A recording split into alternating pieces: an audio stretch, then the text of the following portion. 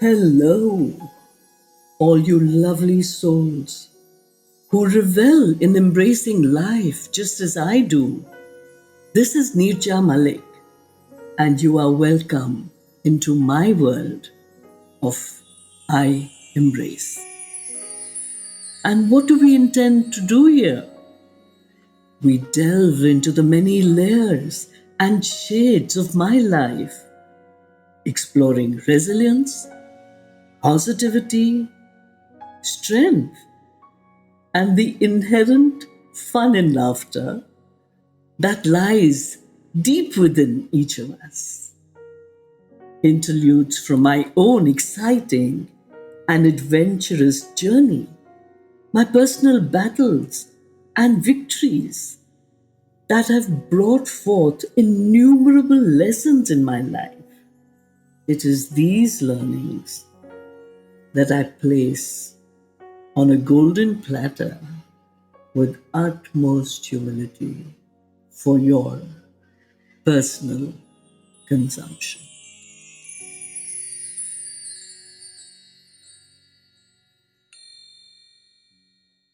We have now spent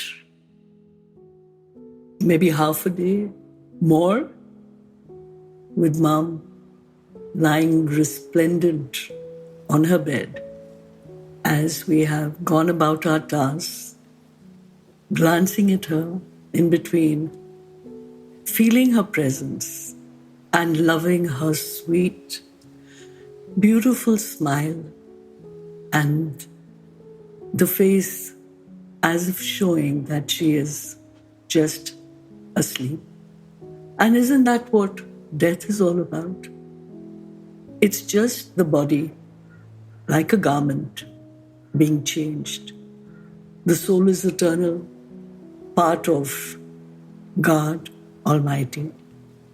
And the connections that we form in various lifetimes are those souls that are part of a soul family, that are born again and again in little groups, as if to make our learnings better, just so that we can be higher versions of ourselves.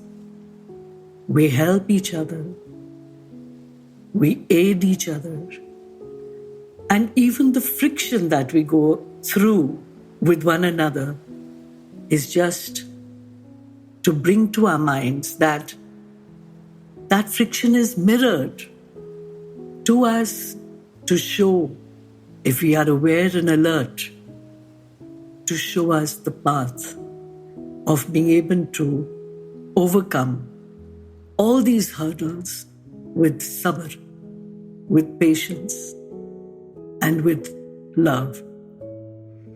I traveled with my mother in the hearse to the cremation ground. The Pandit came home at the right time. We went down. We had some of the rites in the lobby. Then we got into the hearse and we traveled to the crematorium, where some people had come directly. Kavita was waiting for us there, and we went in. There were a lot of people there. My uncle, who had come from Pune, used to call my parents Mama and Papa. And he was like a brother to me, to us, the brother we never had. But then, when you think of the larger picture, when you think of the human kingdom, don't you think of the sisterhood and the brotherhood of mankind? So yes, we have a lot of brothers and a great deal of sisters and many children, if not from us in this lifetime, from before, who come into our sphere and we feel that they all belong to us. My uncle, who was also married to my mother's youngest sister, my father's brother, did the rites, and there was no hysteria. There was no shouting, screaming. There was a lot of peace. We were all playing our parts in an act that was being played for us. And come to think of it, all these things make it easier for us to realize that the one we loved is not going to be with us in this physical form. We see everything going up in flames. We go round the body. We place different things. Sandalwood, ghee, camphor. Yes, we are a part and parcel of it. And our eyes take in the vision of the body going up in flickering flames till finally the door is shut and we can't see anymore. Yes, we went home, feeling the warmth and love of each one, strengthening us. We were all in this together. There was a bond, a special bond of this shared experience where each one of us was fully present, fully in the now, fully there for her. There for her, and yes, there definitely for ourselves, because that's what life is all about. We're all born with the knowledge that a time will come when we will go. I saw death for the first time when I was 4, when my father's father, my paternal grandfather, passed on. One has gone through many experiences, but I think as one grows up, as one realizes the different truths of life and living, as one realizes that the choice is ours. We can either hold something to our hearts in pain and sorrow and misery, or we can hold that same thing to our hearts in joy and bliss and ananda. And that's what we did for our mother, because that is what she was. That is what she is, and that is what she always will be. The time came for different people to fly off to different spaces. Beena and Kavita flew back to Chennai, and we were settling in to the house, missing her presence and yet not missing her, because to date, she is all around us.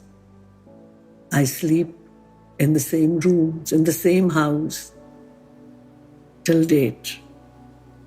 And I feel her loving strength and energy embracing me, cooling my heart, giving me solace and, yes, advice as to what I should do, what can be done, how it can be done.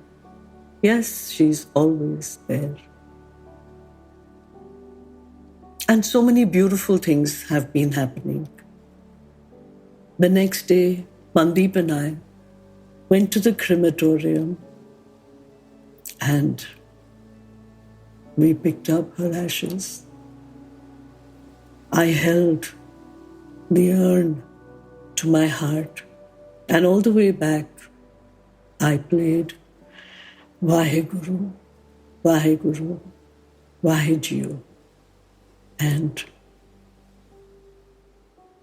it was beautiful. And as I sat there next to my husband, holding my mother close to my heart. The tears gently coursed down my eyes. And as I wept, yes, for myself, not for her, because she was at peace. She is at peace wherever she is. And I'm so convinced that the person she was, if we believe in Hindu philosophy, she is out of the circle of life and death. I opened my eyes and suddenly I saw on my clothes a lot of ash. And I realized that when we had gone to the place where she had been taken in, there were shelves and there were different urns. There were different containers with different colors of cloth around them, with different names and different dates and different timings. And the receipt that Mandeep gave them, they handed this to me. While I was sitting in the car, in retrospect, I was sitting in the car downstairs and Mandeep came up to tell the family that we had arrived. And I saw all this ash on my clothes. And do you know what thought occurred to me? What better example could God have shown me that at the end of it all, we are all one? What did I see on my lap? Ash. Ash belonging to who? So many bodies have been going through that crematorium, have been going through that space. There's ash all over. There's a mixture of ash. And on my lap, I felt that a part of humanity was there, all mixed up. And it came to me very strongly and clearly that this is what life is all about. We are all one in whatever space. I don't know the ages or the names or the gender or the space that these people came from. They all had met what we call their end, but that end was obviously another beginning, and they were all there on my lap. What better way could God have of showing me that not only are our souls connected to Him, each one of us, as He is to us, as we are to each other, but even in the passing on of their bodies, the ashes are all mixed up. Dust thou art, to dust returnest, back to the elements. All these thoughts kept me going. I wept more. There was a profound sense of peace and serenity encompassing me. And when they came down, it coincidentally happened that my aunt came and sat next to me, and my uncle in front with the driver. The kirtan was still playing, Vaheguru, Vaheguru, Vahejiyo. And look at the way of the Lord. These two were a part of her, as was my sister. But my sister was driving a car and had my cousins with her. I felt that my aunt needed to have her own deep conversations with my mother. I handed her my mother's asthi. And she did the same thing. She held her close to her heart and she wept. After I felt that she had come to peace and a deep understanding with her older sister, oldest in the family, I gently took it from her and passed it on to my uncle in front. And he, I'm sure, held her to his heart and had his deepest conversations because she was Mama to him as our father was Papa to him. And we went into the jetty of a naval area. I asked that the car I was in was taken right up to the jetty. The other 3-4 cars were behind us and had to park on the side. I connected with a young lady, a young girl actually, a cadet, naval cadet, Annapurna. And I asked her if we could take the car in. She said yes. My cousins, my sister joined us. The kirtan was still playing and we were in a warm cocoon of love, being held together by my mother and the love we had for her and she had for us. We were all one in that love. We got into a boat and there were 8 of us. My aunt, my uncle, Mandeep, Pankaj, my sister Radhika, my cousin Sonu, my cousin Geeta, and I. Strange. 8 is the number of infinity. And together in this motorboat, we went out at sea. And then I suddenly saw the chimney, which was in front of my sister's house, visible from her window.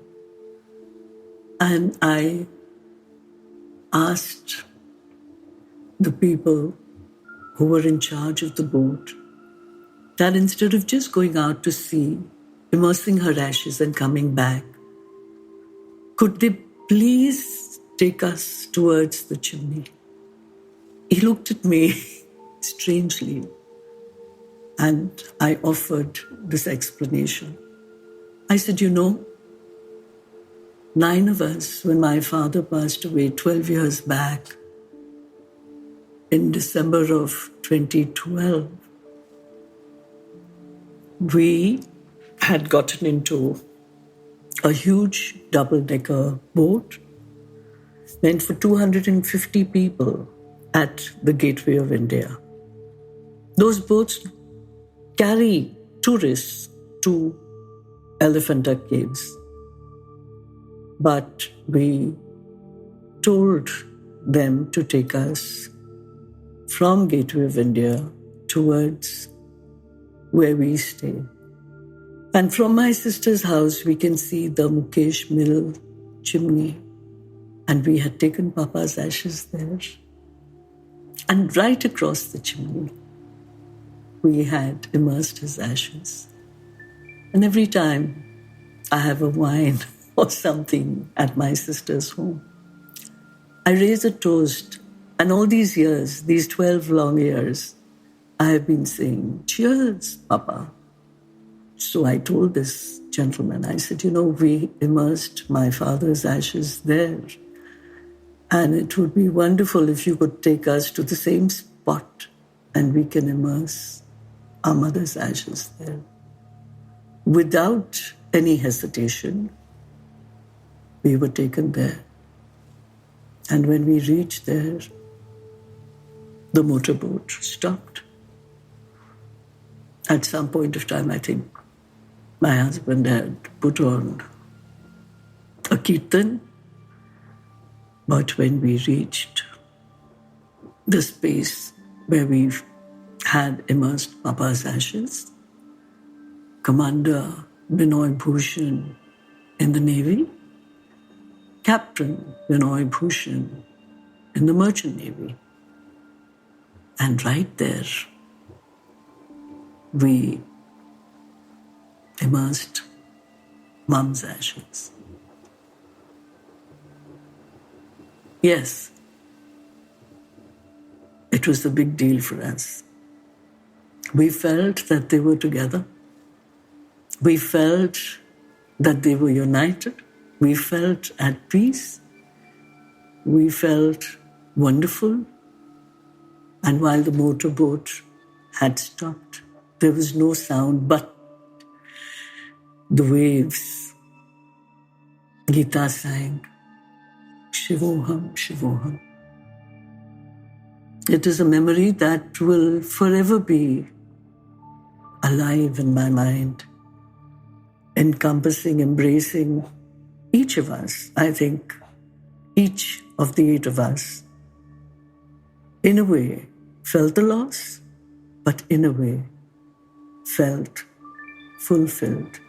Yes, we all had our own moments, private moments, where we wept, but we were together in silence. We were together in the togetherness of the parents. And we wound our choppy way home, back to base, traveling on where my father would have traveled nautical miles, millions of nautical miles, after millions of nautical miles, where we spent 6 months with him, an Iraqi maritime ship, where my mother and sister and I reveled in his presence, and where the words of my grandmother when I was being named came to mind. My son works in water, the sea. My mother's name is Kamla, the lotus.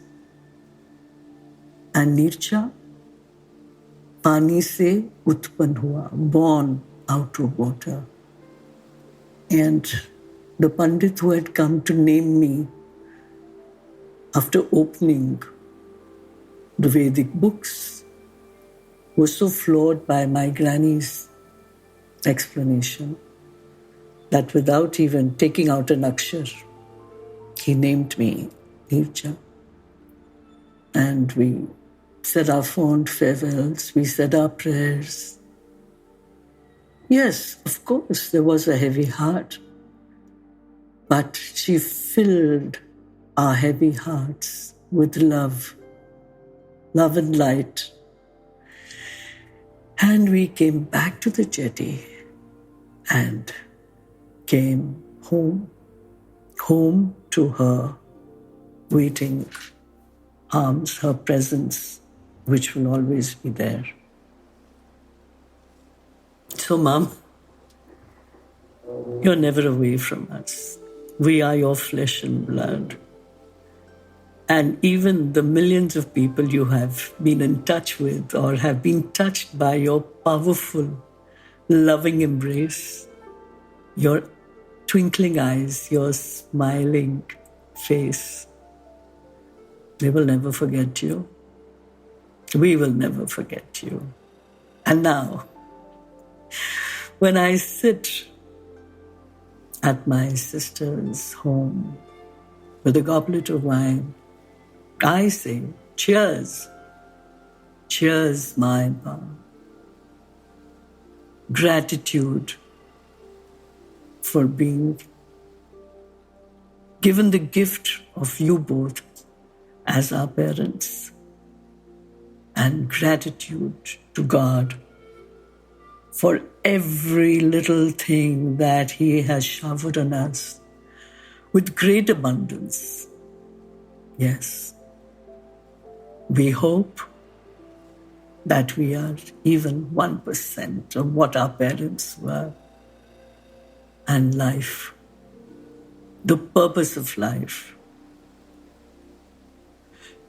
would have been fulfilled. You have left, but you have never left.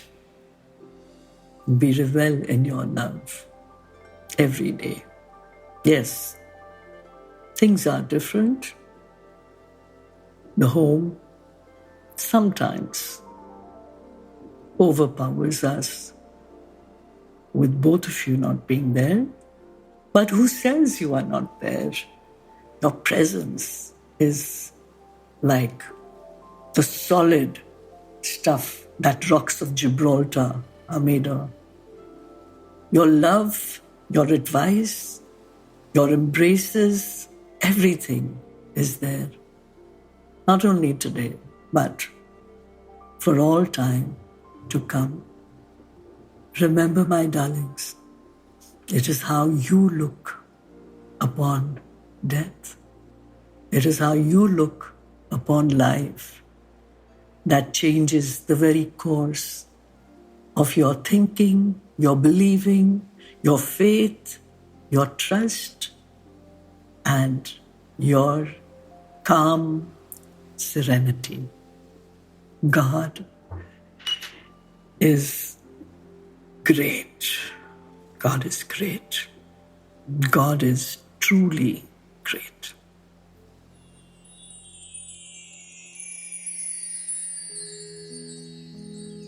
I Embrace isn't just about my journey of conquering cancer. It's about embracing life in all its entanglement and beauty. Remember, in this journey of life, you are never alone. And I need to thank you for becoming a part of this inspiring journey. Thank you for joining me today on I Embrace and my heartfelt wishes. Stay resilient, stay positive, and most importantly, keep embracing life in all its glory.